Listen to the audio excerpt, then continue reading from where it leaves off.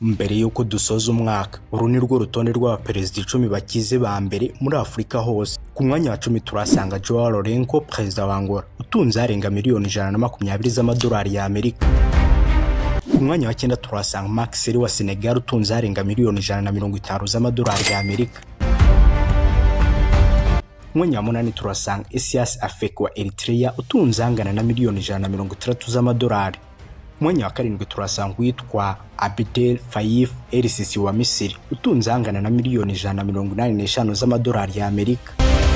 Ku mwanya wa 6 turasanga Paul Biya wa Cameroon, utunze arenga miliyoni 200 z'amadolari ya Amerika. Ku mwanya wa 5 turasanga Cyril Ramaphosa wa South Africa, utunze akayabo ka miliyoni 450 z'amadolari ya Amerika.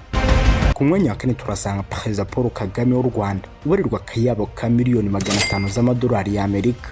Ku mwanya wa 3 turahasanga William Ruto wa Kenya, ubarirwa na warenga miliyoni 500 z'amadolari ya Amerika. Ku mwanya wa 2 turasanga witwa Teodoro Obiang Nguema Mbasogo wa Guinea Equatoriale, ubarirwa na wangana na miliyoni 600 z'amadolari ya Amerika. Ku mwanya wa 1 turasanga witwa Bola Ahmed Tinubu wa Nigeria, ubarirwa arenga biliyoni 4. Ibuka gukanda subscribe uzahirwe n'umwaka mushya tugiye gutangira.